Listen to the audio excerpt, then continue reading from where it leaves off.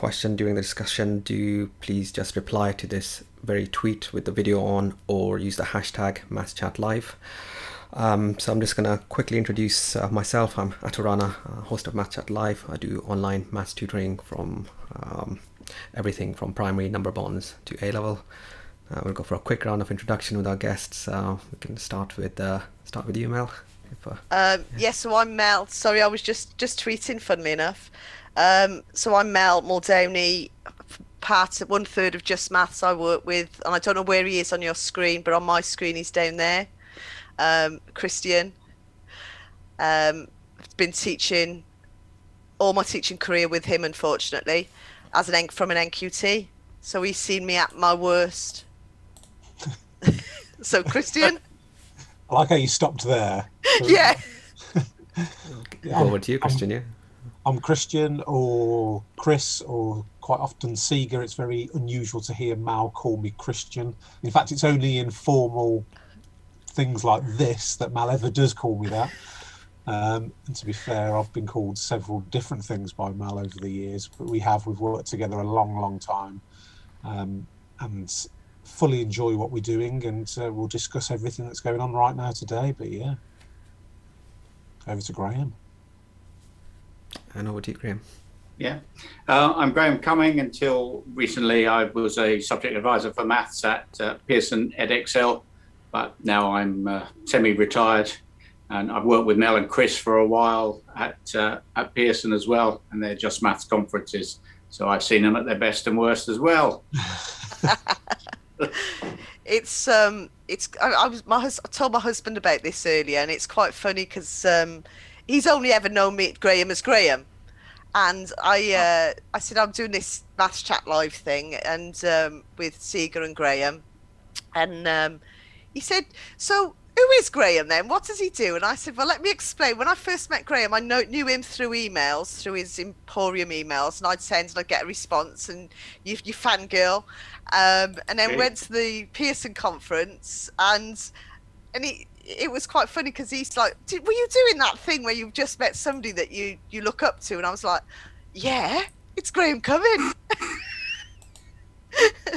And I embarrassed him by giving him a kiss on the cheek. Never. So yeah. Yeah, so that's a slot. So I thought it's a lot going on at the minute, isn't there? Where do we start? I know where to start. I know where we can start. Go on then. It's a lovely sunny, well, it is here, and it looks like it in the background for you guys as well. It's a lovely sunny day. Yeah. That's where we start in. We've got vaccinations happening, and more importantly, normality's starting to come back, and we get kids back in front of us very soon. That is where we start. Brilliant. All I can think about is I just want normality, and it's quite hard, isn't it, Mal, that we've maintained a good conversation all the way through this third lockdown between us, because we share a lot of groups, but it is about when are we getting back in front of them. We need to get back in front of these kids. So I know that we're going to go off and talk about assessments and all kinds of stuff today, but the sun's shining, the end's in sight, and we're getting kids back. There we go. I got to be honest, I can't wait. And I've said to him, and what has been nice though as a teacher is, and at the end all this week I've been saying to him, promise me one thing when we get back. The thing about when you leave the chat, when they're leaving it, it's like, thanks miss, bye miss. I said, can we carry that on? Because it's been lovely. Usually they're on their way out rushing. I said, but it's been lovely. And all through it, I've been saying, look, this is an experience we've been through together. It'll make us all closer as groups. So it has been nice, and just getting to know the kids a little bit better, especially our tutor group, but having the time at the end of the day to say, how's your day been? And that's been quite humbling. Whereas usually at school, you'd be rattling through some assembly on something or other. But now there is lots of how you doing.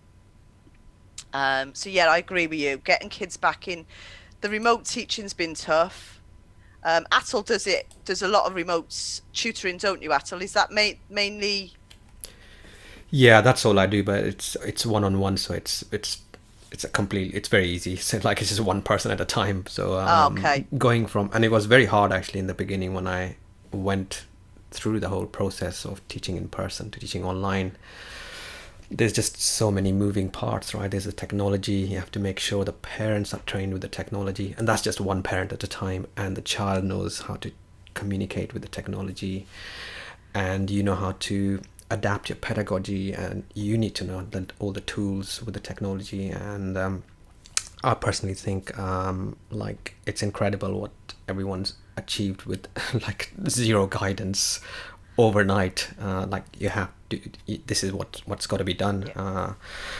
So yeah, it is a very difficult thing to do, and Yeah. it's really incredible. And yeah, Overnight, the educational landscape changed. On that Monday night when he made that announcement, it was by the Wednesday it changed, and the learning curve that we had to go through was extreme.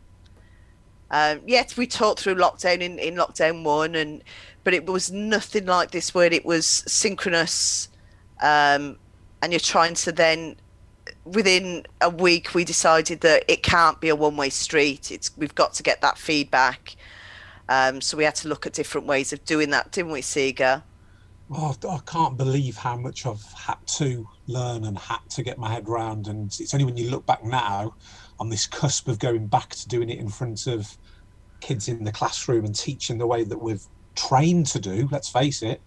And you look back at what it is, and Teams, what was Teams? Zoom? We've had to learn so quickly, but we've all done it. The whole profession has pulled in together, and the kids and the parents and the families, and exactly what you're saying there, Atul, about the training that's happened just on the hoof and going along with those students. Like you said, Mal, on that Monday, instant, wasn't it? Yeah. Bang, overnight. And it's only as you look back now and you're talking here and listening to Mal just say that, it's like, oh, yeah, we have. So you've had to not just adapt the resources you use, but we've had to rejig the scheme of learning so that we were supposed to be teaching bearings and constructions. It was like, no, we can't do that. We need to do straight line graphs. No, we can't do that because the students are not going to have. So then thinking about, okay, so there's our short-term plan out the window. We need to find topics that we can do. How we engage in them and making sure, first of all, it was getting attendance, making sure they knew how to access it. So there was a few days of that. And then it was... Well, I've got it here in front of me, our scheme of work, Mal, and the ticks, and we've had to jump over a couple, just like you said, bearings, because you really want to be there, just watching them use that protractor, making sure it's in the right position, making sure it's facing north, etc., etc. But there's going to be, I think there's pots of money floating around in schools, and I don't know if it's called catch-up or whatever, but I know people talk about at this time if money does land to help support the students, but it's going to be the things, something very, very small, calculator. What calculator have these kids been using through lockdown and while we've not had them directly in front of us? And I hope it hasn't been one of those things, because they're terrible. A phone's calculator is awful. So if you get a little bit of money, let's get calculators, and the same calculator for every student in front of them. I'm not saying the same for everyone in the whole country, but the same for your class, or the same for your group, or the same for your school. And then spend a bit of time with the stuff, protractors, compasses, calculators. For me, that's going to be massive. Now, I think when we get back to build that in to our first few lessons, and we did just get a ruck of new calculators just before, didn't we? So we can actually get them out the box, dust them down, and let's spend a bit of time so they're not used to tilting a phone that way or whatever they've been doing. So, yeah, and do I enter? So we have been doing trig on remotely. So again, trying to get them to use, well, I'm using every teacher's probably got a CAS. I bet you it would be interesting to run a poll asking teachers how many of them have got a calculator within reaching point. There you go. Most teachers, I bet you could put their hands on within 3 seconds at least one calculator. So we have done trig, and that's been So do I put the number in first, miss, because I'm on my phone, or I'm using the Desmos calculator, or do I put it in afterwards? And that's been hard because we don't, and they're having to a lot, because our school has gone down the route of no screens, so the communication has been through the chat, and then having your screen open and the chat, and you're there with your phone for the chat, you're there with the screen, you work on the screen, then you've got your iPads or your visualizer. So I think most teachers' office or dining room or whatever they're working probably looks a bit like GCHQ. Can you see any place for this in the future? Do you see schools going hybrid in any way, in online teaching with face-to-face, or are you all looking to get right back in there and be there? Snow days have gone. Yes, snow days have gone. Yeah, snow days is possible. Yeah. I do, but I think we'll lose the skill unless it gets used, because technology changes alongside us. That if we don't use it, by the time we get back, the technology would have moved on so much. But yeah, it's quite an interesting point as to where it will be. I think there's things like online parents' evening, which has been phenomenal. That was very good, very good. Everything runs online, 5-minute slots, and most of my slots start the same. This is a bit like speed dating, isn't it? Not that I've ever speed dated. And then I've got to go, 10 seconds, we've got to go, time's going. Yeah. So there's a minute of your time. So I do think we need to relook at that and build in some time for the hellos, the joke, and the finishing. And probably 30 seconds just to catch your breath between parents' meetings, because doing 4 hours of that, we do get 40 minutes or something off in the middle. It's intense. They have been quite popular, haven't they, online with teachers? It's brilliant. So they could well remain. Yeah. Have you had parents' evening as a parent, Seeger? Online. Well, the one that has happened while we've been in lockdown was the same night that I had parents' evening. So the mum had to do the parents' evening for ours while I was delivering, so I didn't get to see it. But it was the same system as ours. And in fact, I think all the local schools seem to have gone down the route of the same system that we've got, which is the 5-minute slot, and you log in, and as a parent, you're there and you can see your appointments. And it does save that issue of right looking down at the sheet, right, who's Mr. Seeger, and looking around the room, and then you get in the backlog of the parents, and it's very routine. You get to see everyone that's booked obviously on, but I haven't actually seen it from the other side yet. And there is no wooden spoon for being the last one to leave. Yeah. There's always a wooden spoon. I hear from my TT. I mean, I talk to a lot of parents as well, and the parents prefer it. Most of the time, it's the arranging the logistics to go to the school on that evening. They're either doing something, they're still at work or something, and that convenience that they don't have to do that anymore to travel all the way there. You probably see, I don't know, we probably see a better turnout of parents as well, right, to this meeting. So I think there's the stats actually. I don't know. I don't know the stats. For my personal, I do know that I've had about the same amount of appointments made and about the same amount of non-attendees. So I don't think for me personally, but as a whole school, it may have made a difference. The one thing that I do think we logistically in school, and this is nothing to do with maths teaching, is that we have introduced a one-way system, and that's the one thing I'm desperate to keep, because we don't get the clogs in the corridor, and so there are some really good positive things that have come out of it.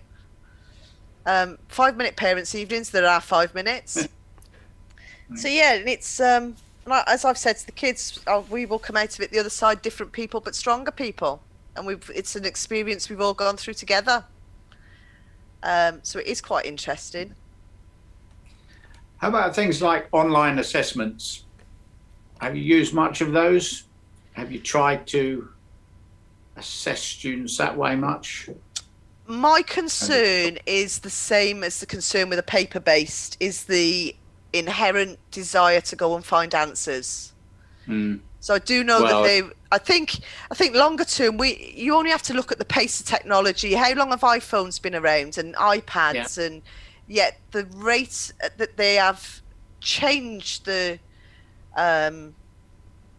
technological landscape is phenomenal.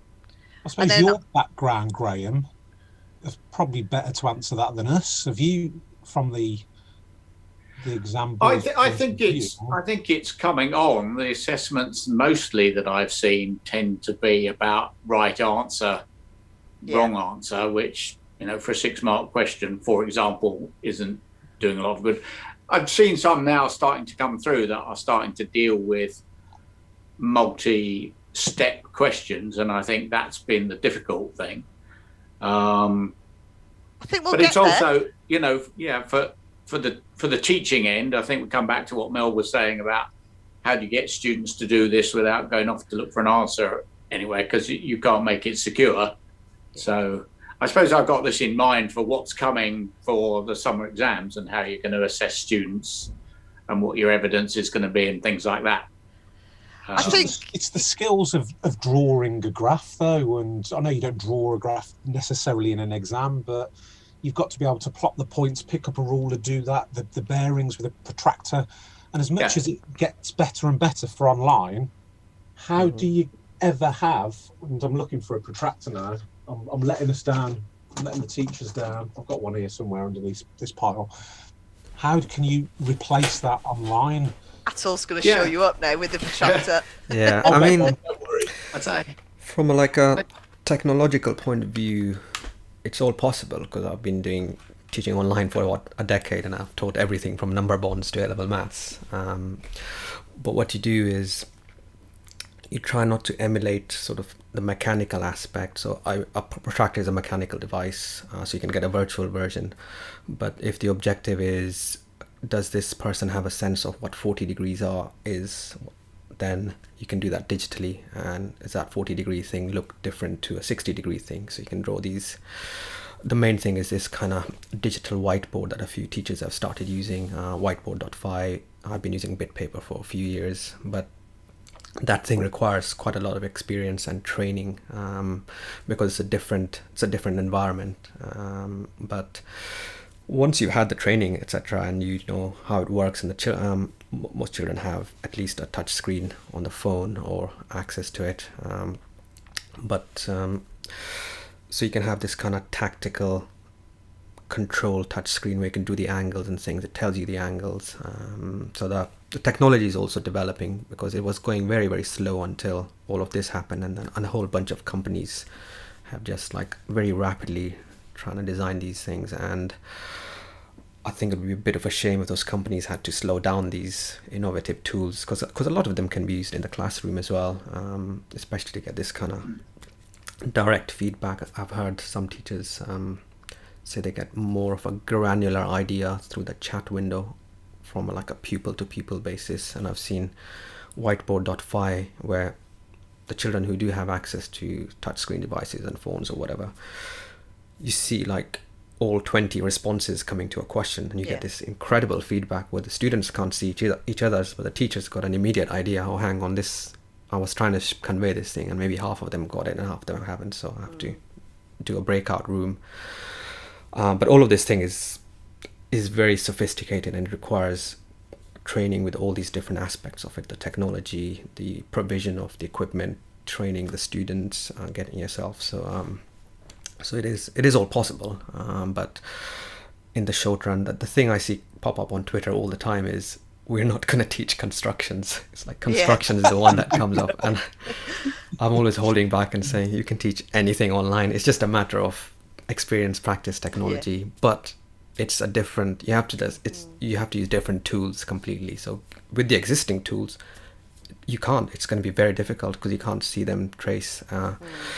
And the compasses these days are crap anyway. They're these small things that they're either they don't work or they make really wobbly lines. They've just made them safer and safer through the years, but they've kind of got rid of the functionality. So for that stuff, you can just, it's 2-3 months. You can just defer that in your scheme of work and cover it when you're back. Just do the stuff that's easy to do online. I do think longer term, probably not in my lifetime of teaching, the technology will be there, and it will be widespread enough where kids are using a device as a notebook instead of a piece of paper. and where it's part of everyday use, that it will move on. So I do think, but it's part of a probably 30 to 50 year plan. I don't think it will be in the next 20 years where maybe not, maybe 20 years I won't be teaching. So which is why I'm saying in my lifetime of teaching. So I do think longer term, and I know Pearson have just done a consultation or launched a consultation. Explain how that works to me. How can a private organisation organise it? It's not a proper, because I don't understand how it got news press for being a consultation. Well, it's. I think anyone could set up a consultation to say, here's the way we think education will go. Okay. And probably Pearson has more credibility because they're an educational establishment more than, I don't know, the co-op down the road setting up a consultation. And they're going to be influential, feeding things in, aren't they, to government thinking and Ofqual and things like that. So it's not to say other boards couldn't do it, or publishers or other institutions with an interest. Okay. I don't think that's an issue. I think the thing now with technological. Sorry. I was just going to say, is it more that it's called a consultation, whereas really it's just an information gathering, isn't it? It's just that word is associated to big consultation recently. It's information gathering, isn't it? Well, you think consultation implies that you have some power to bring it about? Well, I think the fact that it landed at the same time, or it's about the same time as a big consultation that we're all waiting on the results of. Yeah, it was just. I think the Ofqual one is a bit more of a short term for what to do for this summer. Yeah. I think the Pearson one is probably a larger one, and it probably ties into what you're saying, Mel, about how technology is going to be used. Because are we likely to start moving back to some sort of portfolio measurement of assessment? And that doesn't mean coursework; it can mean all sorts of things. You saw my face then, didn't you? Yeah, I did. Yeah. But it's because the technology is changing and it's what's appropriate. I know that written exams aren't what's appropriate for everything, but in an internet age where getting hold of answers is that easy these days, and getting hold of other people's answers, and we know universities are having that struggle with essays that you can get from various websites, or you commission people to do them. It feels like it's a different way of assessing, and we're on the 30-year cycle, aren't we? So back to coursework again when it came in. Coursework, I think, has got a lot to offer. I think the problems with it have been the time that teachers have had to tie up in assessing it, and how important it's been towards results. But isn't that then the issue of actually doing it, which is what's worthwhile? Yeah, but isn't that then the issue about the accountability within schools and league tables, that's the driving force for a lot of schools? And I always joke that I'm an exam monkey. We get kids through because for me, there's definite groups of teachers on Twitter. There's definitely your maths academics. There's those that it's about results. Everyone wants the kids to go on to the next stage. I get that, but I am an exam monkey, and we change people's life outcomes. They get to go on to the next stage because that's what exams do. Yes, but they could be measured in different ways, and maybe looking at the accountability tables and the effects they have on education and assessment needs to come into it as well as part of any consultation of how things are to change. Yeah. The one that's going around again and has done for so many years is GCSEs. Are they appropriate now? Yeah. Do we need to test people at 16? What we're doing it for? Yeah, and you've been around long enough. How long have you been in the exam boards world or education? Don't want to embarrass you. Years, just under 40. So you've seen that cycle where the discussion about single exam board keeps coming up. I've only been there when it's come up once, which was back in 2012 with Gove and the Education Select Committee inquiry into GCSE reform. Yeah. And I don't know how you've done it for 30 years where you go, it's a bit like is a cylinder a prism that keeps coming up on Twitter. I now ignore that because it comes up every 4 months when a new group of people have the discussion. So it must be the same for you with all of this kind of stuff about single exam board, GCSE reform. Yeah. Well, maybe the GCSE reform has, since the school leaving age has changed, that wasn't the case, say, when I started. So that's become a newer one because, it's not the end of school anymore. And you can compare to other countries that have more of a baccalaureate going on. Maybe there's still a place for GCSEs because in the UK we specialise earlier. I think that is because we say they don't leave they stay until they're 18 at school. The vast. Oh, you've lost Mel. I froze. Oh, okay. Well. Yeah. So it's good time, I think. Well, Right, system had heated up too much. To come back. Am I going to regret throwing away my Mayfield data? You certainly are. Yeah. It's a lovely data set. Mal's back. My internet's unstable for some reason. Okay. We've got a few engagements. Bell, who will be with Maths Chat Live next week, she's reflecting on the calculator. I think she said unboxing videos of calculators, probably quite useful. Said that we did a full assessment online and we'll be reflecting on it soon. Watch this space. Mathman, interesting about the use of technology. When do you think all the exams are going to be done electronically? i.e. traditional paper no longer needed or used? Guessing that's where topics such as constructions are good enough to the point that this can be done electronically. And Cantability is asking, is that a quilt or print behind you, Graham? Twitter. It is a quilt produced by my mother on silk, apparently. So it's quite flash. So it's for my birthday. Yeah, she is. That is the important stuff. Yeah. Oh, absolutely. That's why I sit here with it behind me. Yeah. So I dipped out about the accountability thing you see in the cycle. But it does bring us back to the accountability, and Seeger's mentioned the consultation. I think there's a big elephant in the room nobody wants to talk about, the consultation results. Over 100,000 people replied, which is phenomenal. Yeah. So I think just over half students, and just under half not students. Yeah, the one thing I would say that I think there was 2,300 or 2,400, something like that, number of organisations. And I looked and thought, well, there's 4,300 secondary schools nationally, so why didn't we get a response from every secondary school? But then we have a lot of maths. So that will take that out, where the maths will say we'll respond for our 27 schools. Yes, yeah. Which does bring that number down. So why do you think the students? Well, it's pretty obvious why the students responded, because of their results. Yeah. But that's unheard of. Yes, because I think they were more invited, and I think there are more ways of hearing about it than there ever used to be. Consultations many years ago, no one knew they were going on. They weren't publicised very easily. There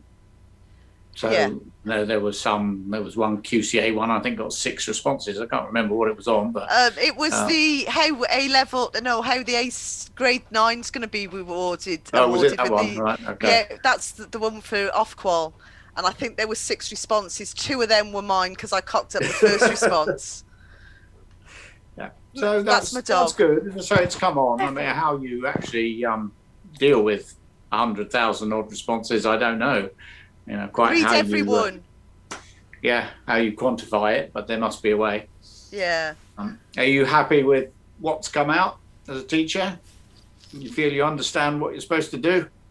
I'm disappointed that the guidance that we were promised in January, teachers will be given guidance and training, and then to get the consultations come out and now say you'll get it by Easter. Yeah. Exam boards are going to provide this, and yet we're still here. You would have thought that given the time, and I know it's the least worst outcome we could have got. Yeah. There is no right way or wrong way of doing this. It's now about mitigating it, and I do think that. But I do know that the backs, the to in and fro in that would have gone on, as I can only imagine. I have no information about it. I can only imagine it has been horrendous. So yeah. I have no information either. So. No. And I think Seeger's frozen. Oh, that's what it is. Yeah. Yeah. No, he's frozen. He's gone. Oh. No, he's back. He's back on a different part of the yeah. matrix. So Seeger, consultation.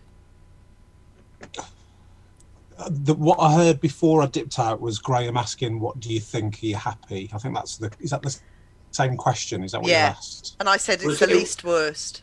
It was. Are you happy that you know what you have to do now? No. I think that's. I think now we know. Obviously, there's an element of okay, we know what we've got to do. So that's like wipe your brow. Okay, heads down. Let's sort this out. Let's do something about it, which we instantly did. A couple of days ago, Mal, didn't we? We started to get a bit of a plan together of what we wanted to do Thursday. In terms of, am I happy with what we've got to do? No. Of course not.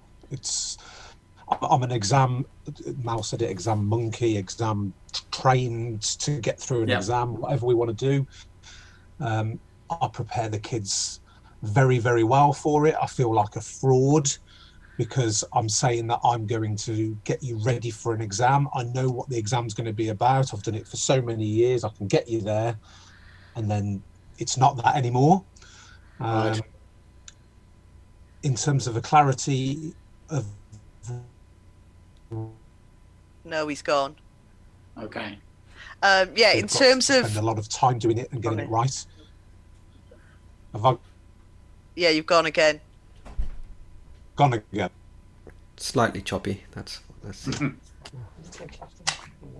No, we can hear you. We got you back, yeah. We got you back. Oh, you Doing very. can hear me No. still. Oh, okay. Just thinking of kicking the boys off their... it's just going to be very, very tough. Very, very tough. So I think we're waiting for clarification as to what our school want to do. Because obviously that's still being dictated to us about how what's the school plans. Yeah. We're in such a good position, and I know how lucky we are that we baseline assessed all our year groups in September, and we will continue to do that. Haters hate it, but tough. It puts us in this position. And we managed to get a set of mocks, and also we've had no year group bubbles collapsing on us. We've had a couple of kids self-isolating, but generally our attendance, this was pre-December. I'm still, the one thing I've lost sleep over the last couple of nights, Graham, is how can we have a Prime Minister who stood there and said exams are cancelled from the kid. I'm putting myself in a 16-year-old kid's mind. The leader of the country's just stood there and told me my exams are cancelled, and now you as teachers are telling me I've got exams. Who do I believe? Yeah. Well, I think they're trying to find a different word to that, aren't they?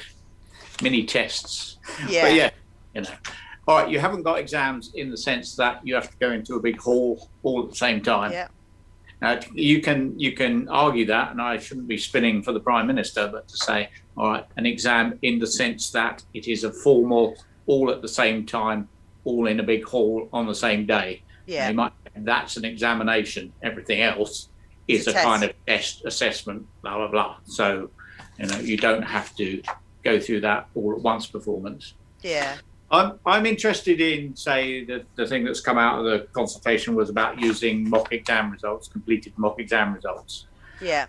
I wonder how you would use those, because a student doing a mock exam may not have covered everything, particularly if they've lost some learning. Yeah.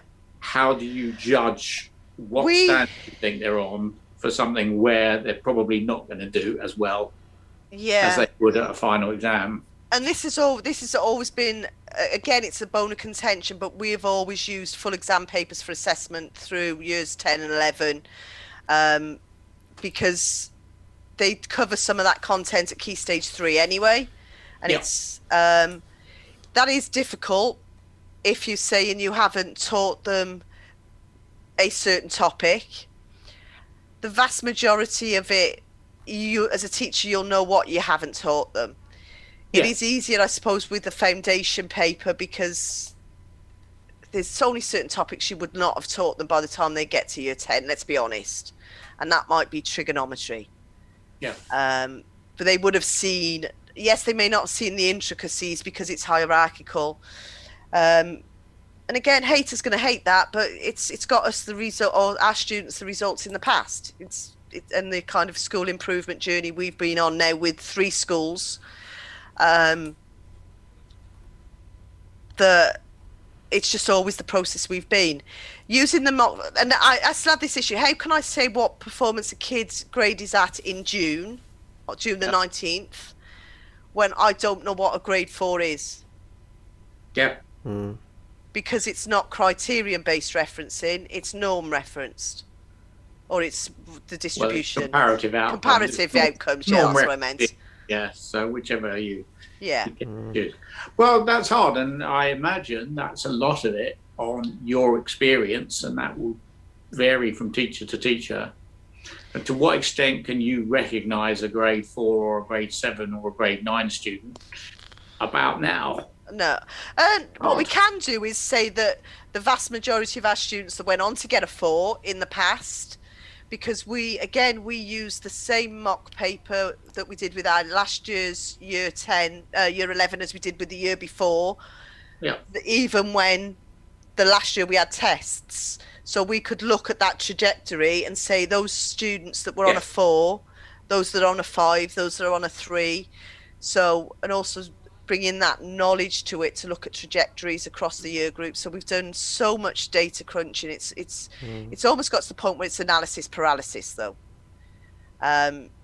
So we will look, and when we did the CAGs last year, we had, well, if they make half a grade of progress, if they make the same progress from the baseline to their mock. And we did all those, and then we had almost 5 different columns that we could look at and say, well, all of those columns are saying they would have gone on to get a 4. Right. So it's not just taking one trajectory. We were almost looking and taking 4 or 5 trajectories. And that's what we would do. But because we are again, it depends on what happens on Monday, but. We sort of came up with a plan earlier on this week. So if anyone's watching this to learn from you. Oh God, no! wait till Monday. Okay, I mean it's just to say what's the start point, really. Yeah. Can you hear me now? Yes. Am I there? Yeah. Yes. The real sting in the tail for me on all of this is that you get your head around it. We got our head around it last year eventually. And these were students that obviously went all the way up to year 11. And you've got some good comparisons, consistent comparisons in terms of the years gone by.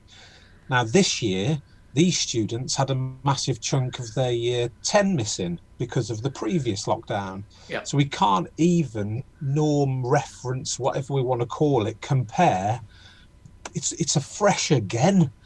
And it's so difficult. And it's almost as if we forget about last year so much. We've got to. It's all about what we've got in front of us, isn't it? And that's why we were just not flapping on Thursday, because we've got a good plan, I think. But it was a completely fresh plan than this time last year. Yeah. And that's the big thing. We've got nothing to compare against again. Difficult. And say I'm not going against what Mal said. We've got some great data from years gone by, so we can always say roughly where they are in comparison. But in terms of what we're doing, and going back to your original question, are you happy with what we're going to do? Ask me again at the end of the process, I think. So if I was a school that had no plan, Graham, and I come to you and said, look, I haven't got a Scooby-Doo what I'm doing, what would you advise us to do on a week Monday when the kids come? Yeah. So what do I need to provide? Do I need to do what? That I think is a bit of a problem, because the consultation says there's no minimum requirements. You know, they're not setting out a minimum requirement of what you should have taught. Yeah. And yet saying you should have taught enough that you don't struggle when you go on to A level. So that's a sort of implied minimum requirement with no detail. The tests are compulsory. Anything that exam boards provide are not compulsory. Sorry, so you can use those for guidance. But it's going to be too late for us. Yeah, but well, there's that. But no one really knows. If it comes to the crunch of having to provide evidence, you need to know what sort of evidence is acceptable. So I think there seems to be a mismatch there. And the student iconograph or whatever they're called that's gone out from Ofqual says they can only be tested on stuff they've been taught. Yeah. That doesn't mean they've learned it. It just means that they've been taught it. Well, yeah, indeed. But you should test them on that because an exam, to a large extent, doesn't test just what you know, it tests what you don't know, and that's how we make the discriminations at an exam board, isn't it? Is you should be able to be tested across a whole curriculum. Yeah. And if you can't, if you don't know that, if you've got a child who learned about half the stuff for GCSE, and you'd say they get a grade 7. Huh? Well, you'd say normally this kid, you'd know that they're on for a grade 7 by the way you know them. But if you'd only done half of it, I don't think you'd get a grade 7. You went into an exam, you'd get, might get 5 on a good day. Yeah. Can you say that student is a grade 7? I think there's still some confusion on assessing the standard a student is at with what they would have been if there'd been no COVID and everyone had proceeded normally. And that, to me, hasn't really come out of the consultation explicitly enough. It seems to be, I've got it here, teachers will assess the standard at which you are performing based on what you have been taught.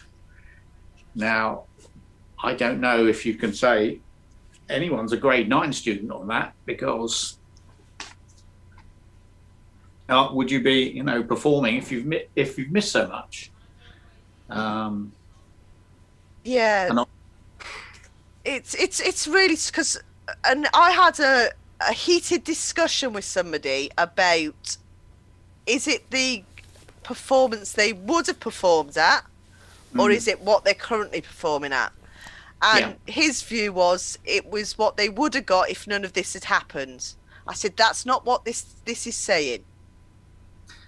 It doesn't appear to be, but I would have thought that most would be taking the view, so not to penalise their students, is to say this is what they would have got if everything was normal. Yes. And and that must be what happened last year, because we saw the CAGs, we did see that grade inflation, which wasn't unreasonable, but we saw it. Yeah. Must have been, again, based on what we thought the student would have got. So I can't help feeling that's what will happen this summer. Yeah. Do you think the grade inflation was reasonable last year? Yeah, I do. I think I had a few words on it, because I think if you take a borderline student, you've got to assume that they will be just above the borderline. Yeah. It's very hard to say, I think this kid might scrape it, so I'm not going to give them the benefit of the doubt. Yeah, and I think that's measurable in the stats that exam boards have, in that, you can measure how many thousands of students miss a grade by 1 mark. Isn't it like 1% of students? Something like that. I mean, it's essentially, there's 100 marks, isn't there? Or there's 100 percentage marks. Some of them, there's always going to be some just below, and particularly the 3-4. Yes. I think it's about 3,000-ish, or maybe that's at Excel, so nationally maybe about 5,000-ish. Your difficulty comes in what is an acceptable definition of a borderline student. Is it 1 mark below, 2 marks below, 3 marks below? I think it came to about 3%, I'd say, as a rule of thumb. I'd say anyone that's 3% below, they're a borderline, and you could say, yes, they should have got the grade above. And that would lead to what I think myself would be an acceptable grade inflation, given this system of deciding. Exams actually, in that sense, with borderline candidates, they sort of measure the failure of those candidates rather than the success a lot of the time. because they always lose it on a daft mark. You know that. Yeah. You can always find a daft mark if they missed it by one. You know it will be early on in the and paper. they're the ones that you work on all year, and you know that they're always, but they're the ones that you would go on a good day, yes. So they're almost like rounding up errors, aren't they? The grading. If you've got 3 kids that you think, or 2, it's always going to be 1 or 2 or 3 kids, a handful that you think they could get it on a good day. We were very much hampered by the school's past performance, because we both moved to a school that's required improvement, that was special measures. So that was quite tough last year, wasn't it, Segan? I think the same kind of philosophy about, because there's a talk in the consultation documents about still looking at the past performance and not being overly generous, but not overly harsh. Yeah, it was our first set of results really for us to show what we were made of in that school, and it's hard that it came out that it wasn't going to be based on the exam that we were preparing them for. Yeah, simple, isn't it? It's just It feels like last year there was a worry about grade inflation, and that the algorithm was developed in a sense not to allow it, but it felt like the thinking wasn't there to say what will the effect of teacher assessed grades or centre assessed grades, what will that effect be on the grade distribution? It will be to raise it up a bit. It will be, and what's acceptable grade inflation. And if that had been perhaps worked into it last summer, we wouldn't have got quite the problems. I think there still would have been some problems, because in the end you can't deal with every individual. A frustration from my point of view for this year, and it'd be interesting from your point of view, Graham, at exam board level, this would be the first year group that sat the new SATs. Now, I know they settled down over a couple of years, but essentially the year group who are in year 11 now sat the new SATs. And that for me would have been like the jigsaw puzzle coming together, that we've gone through several changes over the last few years, including the SATs and those students and the projections that we all use within secondary schools. Based on that information and that data, would have really come and pulled together to see how the system worked. And that's a frustration, one, that we can't get that data and that knowledge of how the system, and I've got kids that are going through at several different stages behind GCSE right now. And for me, I've got a daughter who's missed the SATs because of coronavirus. I've got a Joe, the eldest, who has got that data and is in year 9 now. So I'm truly hope that everything gets back to normal for him. And then I've got Sam, who's in year 5. He is in year 5, Mal, isn't he? I've got to double check. Don't ask me, they're young kids. He's just you remember stuff like that. I don't. He's in year 5, and I truly hope that he gets to sit it. And from an exam board's point of view, was that always on the horizon to see? I know it's all different in terms of the assessment side of it, but was that looked upon? Was that weighted on? Was that on your radar? It's not on mine so much. I know the key stage 2 stats are always there in the prediction matrices and things like that, aren't they? Yeah. To that strength of the cohort, things like that. I don't know how that has changed myself in how it deals with what's going to be an acceptable distribution as to whether it's whether percentages can go up or not. Because that feeds in, and the national reference test feeds in. And again, I don't know if that happened this year. Did it? I don't think it would have done. Because that's really interesting about the national prediction matrix. So the national prediction matrix, that each board then gets their own prediction matrix based on their students that they get as entries. We won't have any transition matrices from Key Stage 2 to Key Stage 4 for 2021. Right. Would have formed to be able to say, well, if somebody on a Key Stage 2 of 100's got a 60% chance, they won't exist now until at least 2022. So I'd be really interested about what those national prediction matrices per board are going to look like going into next summer, given that those kids, because obviously grading is my thing. I want to find out about how grades are awarded. I want to understand, I want transparency. I want a board to tell me what their cohort's like. A bit like you used to produce on the bottom of your grade boundary document that mysteriously isn't there this year. Yeah, indeed. Well, I do love the comment about it being a bit sparse. well, reporting of data is a bugbear of mine, in that the boards all report their data in slightly different ways, with more or less detail, and differently to the way JCQ report it. It would be nice to see them all report in a similar way with the similar information.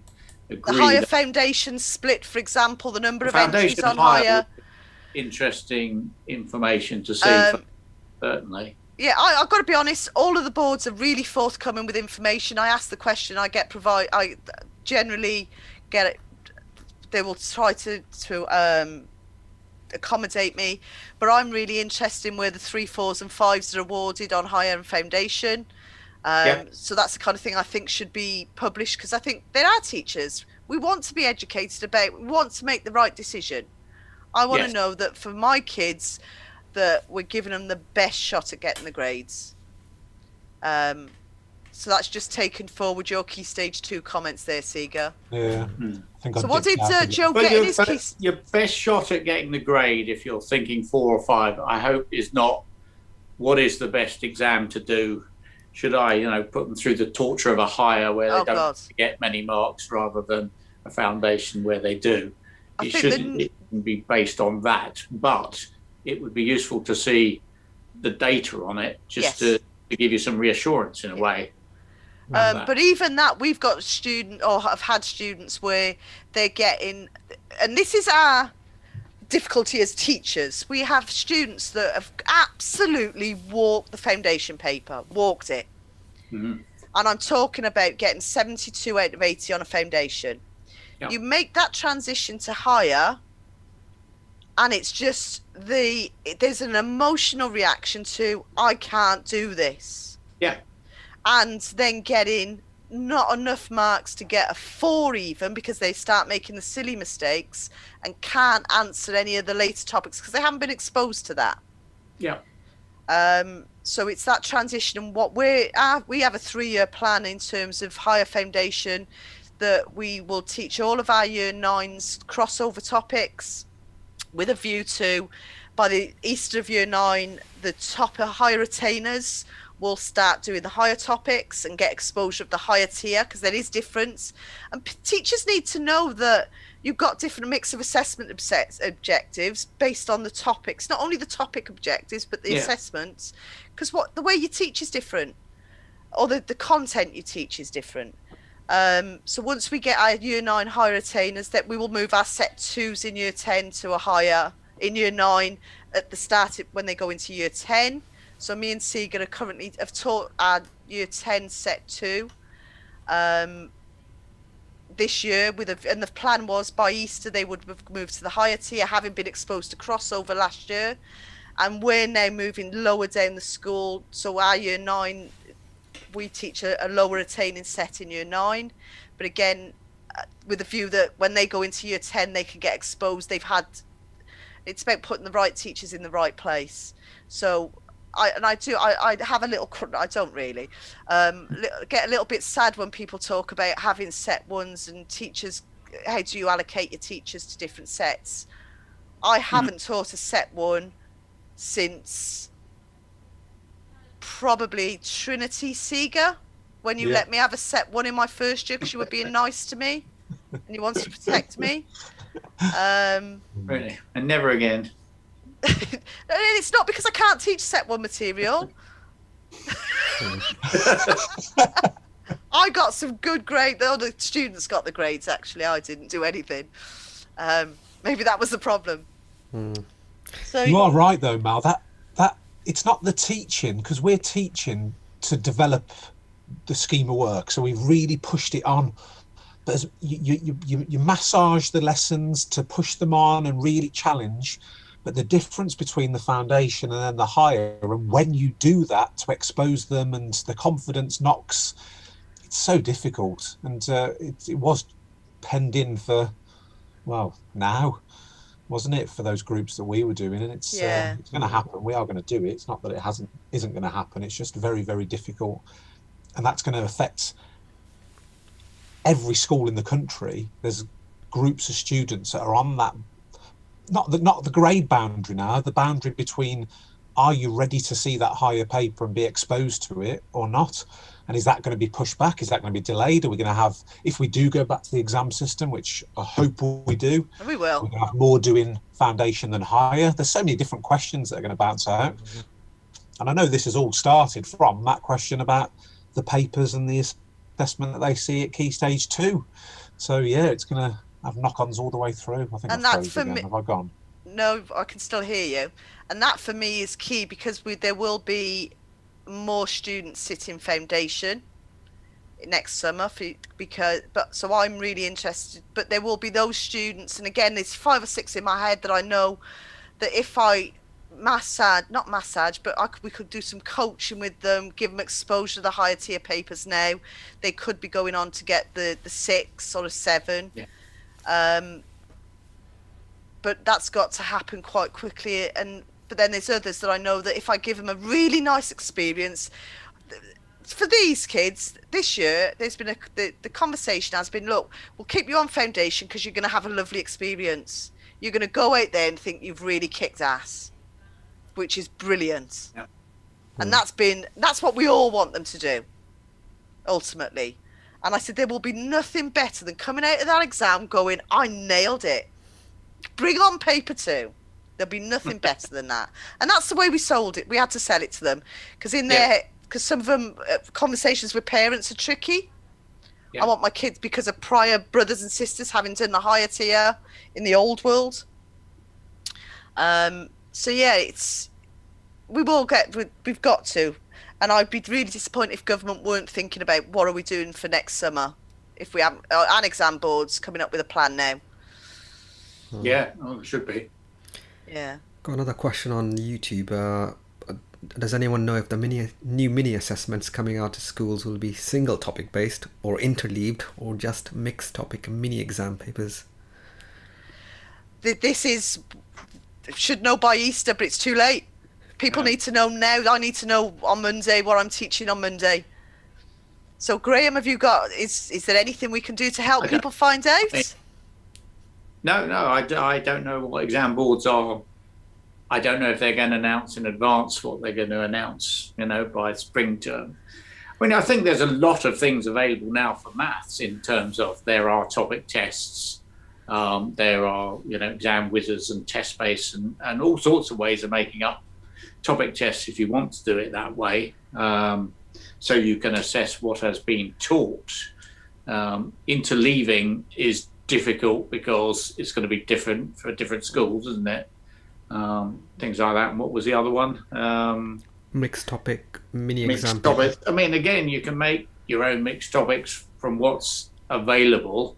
It would be better by all means, if exam boards did it. But I think there's a lot of the old practice tests that are available, certainly I know on Maths Emporium, are still appropriate. And maths questions, despite all the spec changes that have happened over the years, many of the questions are still appropriate to use. Even if you went back and pulled out a GCSE from the year 2000 or something and said, okay, if there's 1 or 2 that don't seem familiar, you can skip those.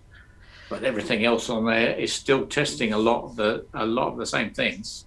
So our plan is along those lines of using. So the plan for us is, and I've spoke to Graham and run it by him as a critical ear, is that we're looking to assess the kids based on what we teach them. If this is dependent on whether or not our school is going to have summer assessments or the format of that, with a view that we're going to agree a scheme of work that is common to all groups with some extension material. We will assess them on that. We'll rank them. We're going to have clumping at the top end. So we're going to have sort of 3 sets of 30 at least, getting hopefully with our set ones across all out, because we got 3 bands. So despite being in special measures, we're looking at having our biggest intake ever next year, which is phenomenal. We're no longer special measures. We came out in under 12 months, which is probably why the intake's increasing, because it's rapidly improving. So the idea is to get rid of and if anybody out there has had 3 bands, because I only ever know schools, so this is a cry for help. If anybody has experience of teaching with 3 bands, can you touch base with me? I want to talk to you about how you minimise your split group. Yeah, why? So we're going to agree a scheme of work, common to all groups. We're going to test them, rank them. We know we're going to have clumping at certain points, at which then we will produce an extension test to extend that clumping. And then we're going to apply our historic percentages that we delivered on across that to see if we got 3% grade 9s. Well, where does 3% take us? Right, it's those kids. And then triangulate any anomalies, come out, look at the 2 sets of data points we've got, look at their key stage 2, look at their attendance, because obviously they will, having been in a school that has been where we've come from, attendance for some of these students previously has been not where it should be, is all I can say. And just see where we come out, and if we have to repeat that, we've got 8 to 10 weeks teaching. We do it twice. We're hoping we only have to do it once, but that's the least nonsense plan we could come up with, given that we need to start this now, because whatever we do has to be robust and has to stand up to criticism when if we get some kind of moderation. Yeah. And I don't know how else we can do it apart from giving them a past paper. But again, the cohort percent, the grade boundaries, we would still rank and apply our historic percentages on. Is probably what we would have done there. But this thing about only being tested on what they've been taught is just gnawing away at me. How do we justify that? It is. Yeah, it feels hard to assign a grade to a student on the basis of that, because their grades are often assigned on what they don't know as much as what they do. Somebody's just asked if we can clarify what criterion-based reference is. Criterion is like your driving test. Can you do a 3-point turn? Can you reverse round a corner? Can you? So you tick off your skills, whereas things, yes. And a bit like, didn't the old there was a maths qualification that did that. Is it the entry level that did? No, it's not that. There was some entry level does it to some extent, in that you've got to get certain amount of marks on the task and on the test. It's anything where maybe there's a hurdle. I mean, you could do a criterion-based GCSE where you have to get a certain amount of marks on every topic area. It would be very complicated. Can you imagine, if you'd got all your marks on everywhere except, I don't know, the data handling part where you didn't get it, you wouldn't get your GCSE. Now, that would be quite tough, but you could make it a criterion-based assessment that way. In the end, it's a compensatory system where you have to get a certain number of marks, don't you, on a GCSE maths. And my worry is when the boundaries are low, as they are currently, in that you can get your GCSE maths with not a great deal of algebra, get your 7, and then go on to do A-level. Yeah. Which is why I'd like to see the boundaries higher myself. Just going back to that point about the assessments and not assessing what I don't know, and we had this conversation with the department, or a couple of us from the department this week. For example, circle theorems. You haven't got to that topic yet, fair enough, but a student can get a mark for highlighting up a right angle in the right place, and that's knowledge from many years before. So I just find it really hard to get my head around this whole, in maths in particular. I can understand it if you've not learnt about volcanoes in the slightest, it's not in an assessment. But for maths, it's overlapping so many times, isn't it? And it's not a question to any of us. This is just more of a discussion that we've got to have, isn't it? And where we take the process when we get back to those kind of extremes of questions. It's not even extremes of questions anymore. The higher paper in particular, the ratio content, those big juicy questions interleave so many skills within them. It's not as clear cut as they have not learnt that. Yes, they have. They've learnt part of that when they were 6, 7, 8, 9 years of age. And it's going to be big discussions, Mel, I think, when we get back on where we take this this plan, isn't it? And I think it's gonna be not a quick discussion. It's gonna take up a significant amount of our time in terms of getting it right. Yeah, getting any assessment we do right, because it's about, no, that's a skill they should know. Yes. And that's very just on the back of that criterion question. Interesting, I think, because it is about, like you said, skills and skills they know, rather than as a point blank circle theorems. No, I've not taught it. No, there's areas of that these kids have really been they've been prepared for a long time without even knowing it. Sorry, Atul, I didn't realise you were. No, I'm just out of focus. Sorry, that was. He's trying to get himself into focus. Yeah, I thought you were telling me to. It's got it. Yeah. Sorry. Yeah. No, do continue. I've got a couple of questions coming up as well. Ruth Astley is asking, will you do anything to look specifically at disadvantaged students? For us, we do have quite a number of, particularly that we teach the previously underperforming students. We will look at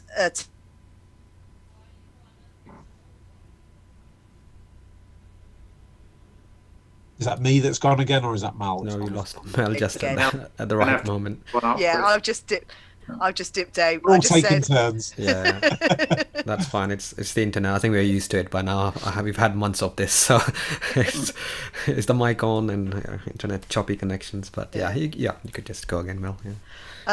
So in terms of our disadvantaged kids, these will be the students that haven't engaged with remote learning. We're going to have to sit down and look at what do we do to get them back in, to start off with. Very early on, our school, they were very accommodating where students weren't engaging and getting them in under the key worker and vulnerable group of students. But it is a conversation we will particularly be having in terms of our disadvantaged students lower down the school.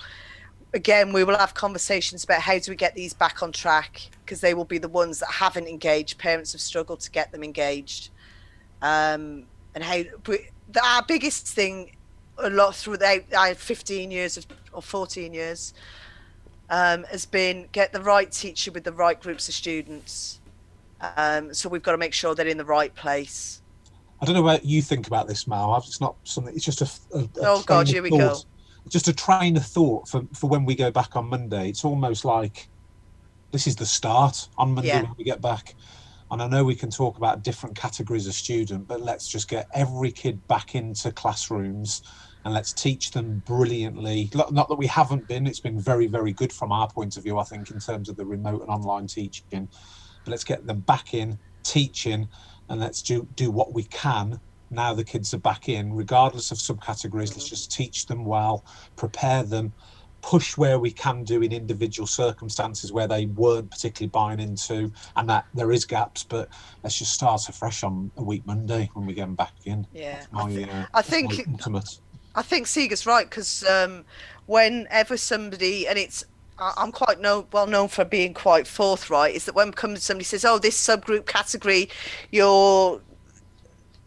this group of students that have, and they've got an R in their name, aren't performing well.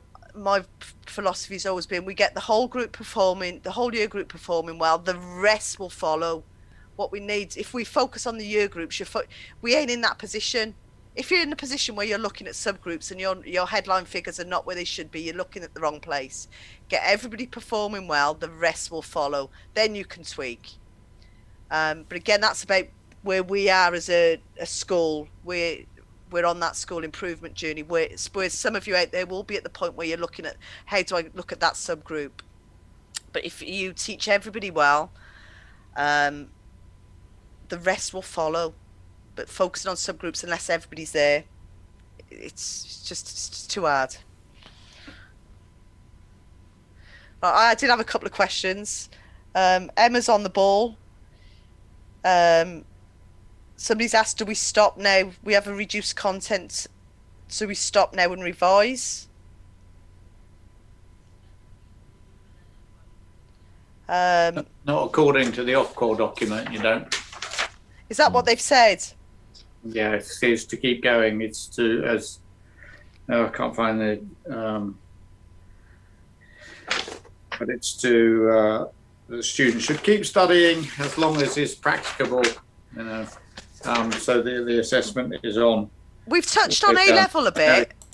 Hmm. And one of the things that people are mooting on, and I don't know what you think about this, Seeger, is people are talking about, and we've mentioned this briefly a couple of months ago, about regrouping your potential A-level students with a view to doing something different with them, sort of not like necessarily a preparation for A-level. Yeah.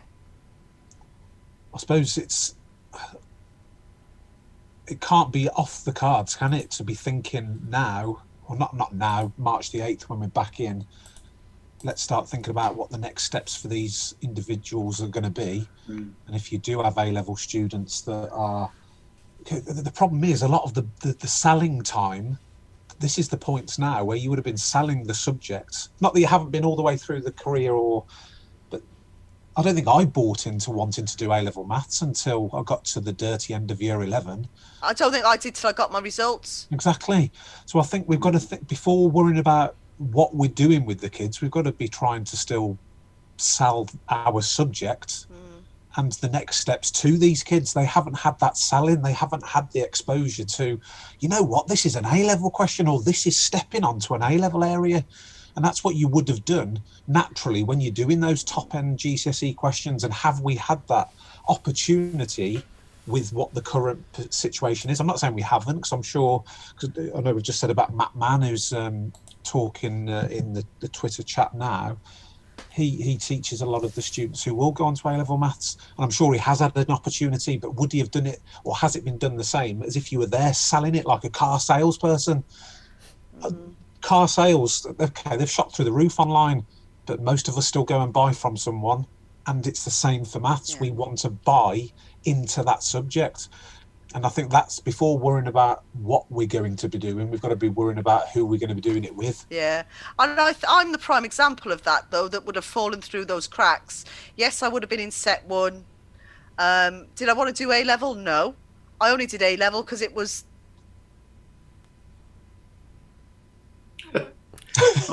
The suspect. Yeah, I know. It's like, was she set 1 or not? students I want to know. yeah, Bros, Mel. Oh, you can do a take 2. I only did A-level because, but yeah, because it was my I got maths, physics, and A-level computing as my top 3 grades, and so I wouldn't have been included in the special groups of students that got to do the fun maths, because they would have thought, Mel, no, she's not doing A-level. I don't want her in there.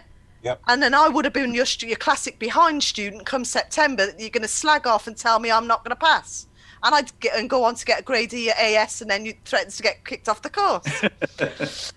But that was maybe not do. There's a reason for not doing it.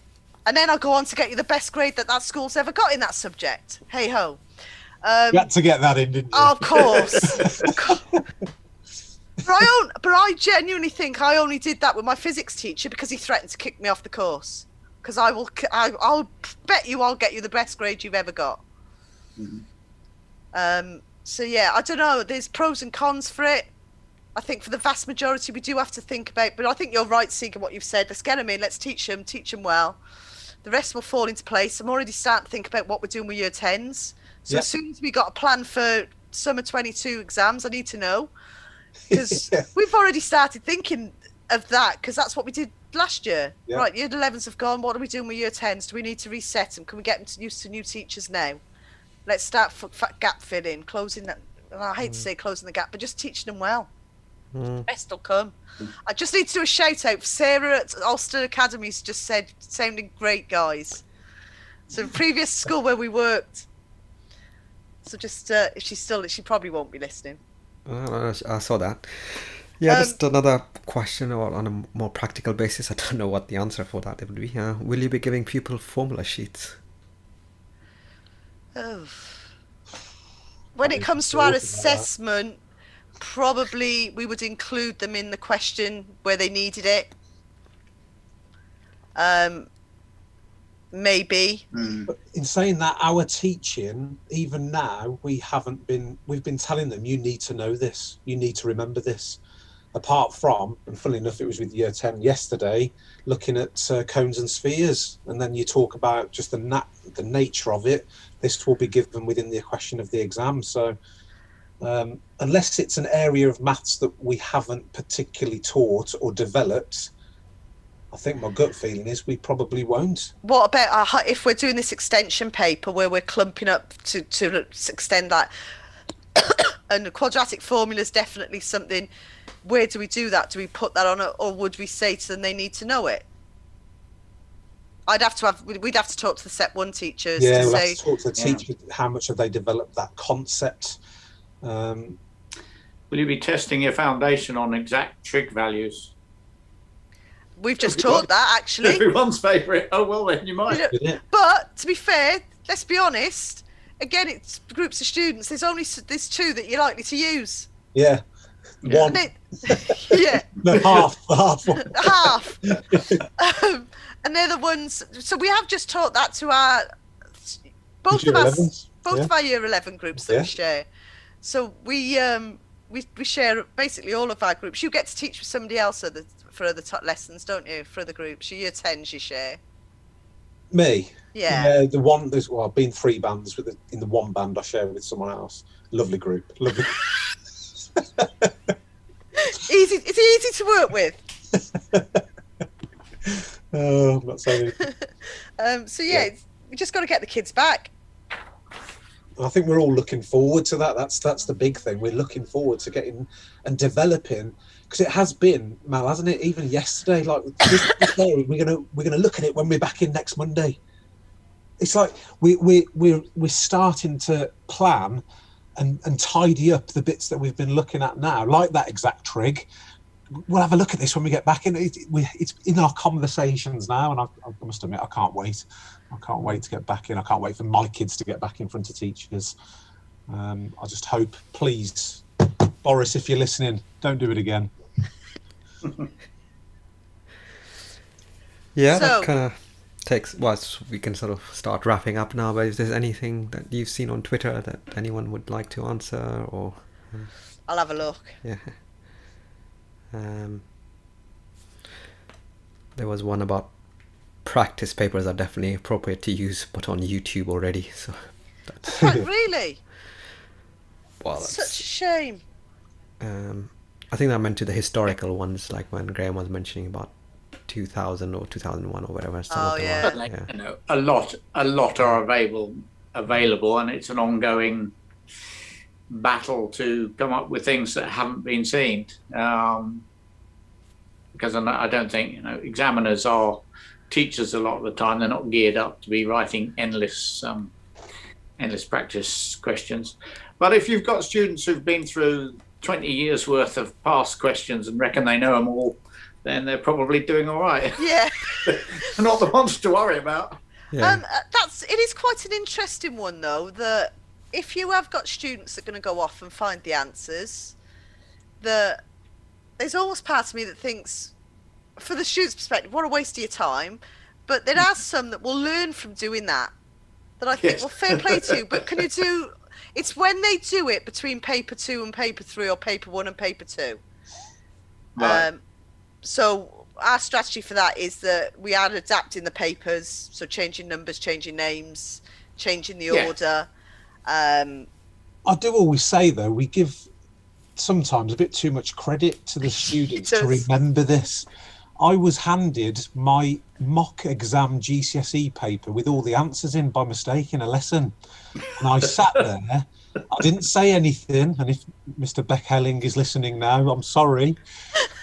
But I desperately tried to remember everything I could. And I got to the exam and I could remember the number 5 was on the front page somewhere. That was it. So I don't think it's this big thing that we have to worry about. And like you said, Mal, just then, actually, some of them do learn from that, going away, seeing it, and trigger something in their head about how the question works. So I know it's not the same as having instant in front of you, but it was in front of me there and then, and I couldn't remember a thing. It's possibly more of a worry if you're going to give them to students to do at home as part of their, then it's all maybe likely to fall apart. The funniest was we had a student who, and they passed this round the classroom apparently, but well, not between 3 boys, who then left the pages of the mark scheme in his exam paper for us to mark, and then he wondered why we put 0 on the front. And he was like, but I promise I didn't cheat. And it was like, but what's this then? It's the pages from, but it was what worried me, it was the pages from the exam board mark scheme that he had managed to find on the internet. Yeah. Because he'd actually gone away. It was when we had to split the paper over 2 lessons, which was our mistake. And that's always a difficulty. And we're going to have to think about how going forward. But there is part of me that thinks they're not our exams anyway. But that did make me chuckle. The mark scheme thing. Mm-hmm. Oh. When we used to have January A levels, we had a student who took the previous summer's exam paper into the January exam, proceeded to answer all the questions on it, and had them in. And when an examiner raised this and said, "Hang on, something's up here," this student claimed that was the paper he'd been given by teachers in the exam hall, and it wasn't his fault. He answered what had been given to him. Brilliant. I think he cracked in the end. But that is absolutely. Oh, I bet you've got some stories over the years. Yeah, grade A. There's a few like that about, yeah. Got the A level then. How do you think the changes to A level will they do what they were meant to do? This is aimed at you, Graham, because they were all about improving. I think again, it's a bit like the GCSE, is you can make it harder, but that won't necessarily produce the results you want, and certainly not immediately. And the trouble with A level is it's the same as we had in Curriculum 2000, is it was made a lot harder to produce more rigorous mathematicians, and it ended up putting a lot more off. And that's always the worry with A levels when there's a choice, is that if they're seen as too difficult. And that's my fear about losing people like you. You lose people. No, but my fear about losing people like you from the exam boards, I know we haven't really lost you because you're still here, is that we lose that knowledge of past experience.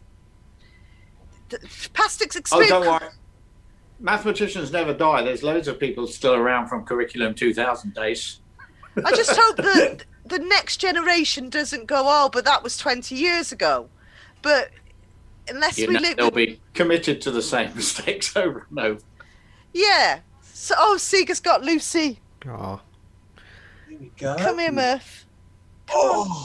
Who's this? Come here, Murph. Let me see if I can get my dog up. Hang on. What's she doing? Deaf mongrel. Someone asked, didn't they, Mouse, to see the JustMaths dogs? Ah. Oh. There we go. Look, Murphy. Huh?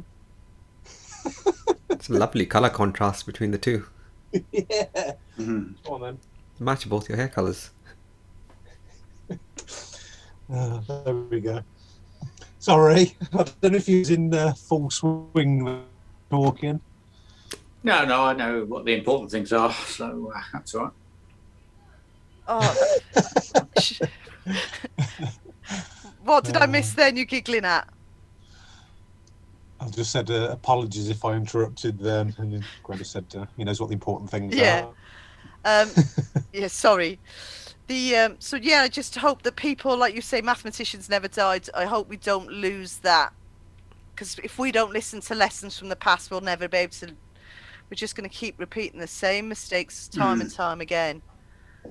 And Curriculum 2000 was, let's just be honest. It took a little while to get over. And yeah, A-level maths is now the most popular A-level subject still. And there's more further mathematicians. So it's in a very good place, and it's all very promising in that sense. But again, it's a great subject to study. You don't want to destroy that just by having a really difficult exam that people come out thinking they're failures. And we've had the same discussion about GCSE. Yeah. As well.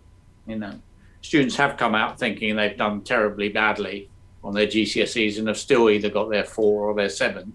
Yeah. But it hasn't felt comparative to other subjects where they have really felt that they've done well. Interesting. I don't know. History. If I needed a grade 4 in history, do we even know how that compares? What kind of percentage they'd need to have? I've never looked at other subjects. Nor have I. No. Just have a look. I don't know. I'm just curious now as to what they need, because it does seem a bit bizarre that I can get 18 marks and I can get a grade 4 or whatever it was. Not good.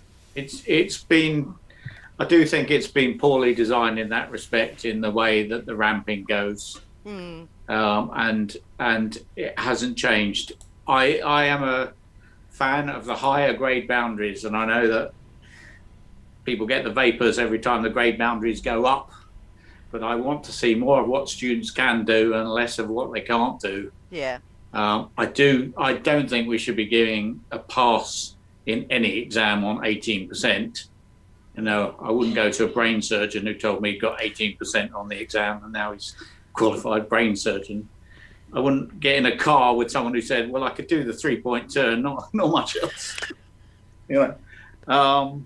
That's my worry about it. I don't think it's showing enough, and I do think it has a kick on to A-level if a grade 7 is considered good enough to take an A-level, if there's whole areas that you've maybe not demonstrated that you are capable of. So the theory was the sawtooth theory that grade boundaries will go up and marks that students are getting would go up, but they haven't really changed that much in all the exam sessions that we've seen so far. No, and I think they've almost got a get out of jail card with COVID though. Maybe. I mean, yes, a lot. To be honest, education and things like curriculum reform has been way down the list for years of Brexit. Now we've got years of COVID. There's too many things have been in the way, and it's not been something that's been high up the agenda. Yeah. I think we just got to get them in, teach them well. Yeah. And then just see what happens. There's enough of it. It's a tough enough job at the best of times. Yeah.